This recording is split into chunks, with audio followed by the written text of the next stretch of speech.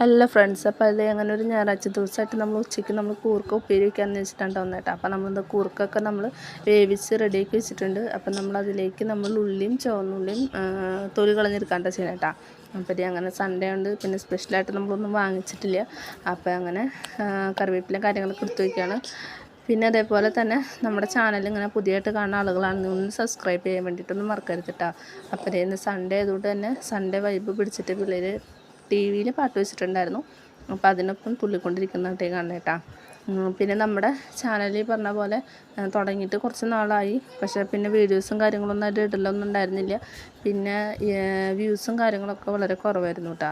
അപ്പോൾ ഇപ്പം അങ്ങനെ ഇത്തിരിച്ച് വ്യൂസും കാര്യങ്ങളൊക്കെ കിട്ടി തുടങ്ങി. സബ്സ്ക്രൈബേഴ്സിൻ്റെ എണ്ണം ഓരോ ദിവസം വരുമ്പോഴും കൂടുന്നുണ്ട്. അപ്പോൾ അതുകൊണ്ട് ഒത്തിരി സന്തോഷമുണ്ട്. അത്ര വലിയ സബ്സ്ക്രൈബറൊന്നും ഉണ്ടെങ്കിൽ പോലും കുറേശ്ശേ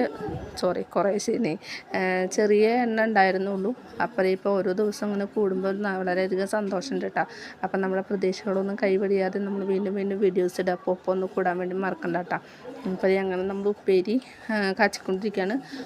വേറെ ഒന്നുമില്ല, സാധാ മുളക് ഇട്ടിട്ട് ജസ്റ്റ് ഒന്നിങ്ങനെ വട്ടി ഒന്ന് സെറ്റാക്കി എടുക്കുക, അത്രേ ഉള്ളൂ. വലിയ സ്പെഷ്യൽ കാര്യങ്ങളൊന്നുമില്ല.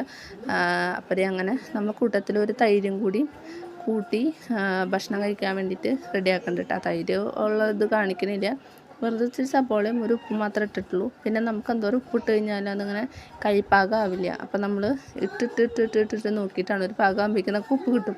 ചോറുണ്ണ നേരം ആകുമ്പോഴേക്കും കറി കിട്ടിയ പോലെ പറയുന്ന പോലെയാണ്.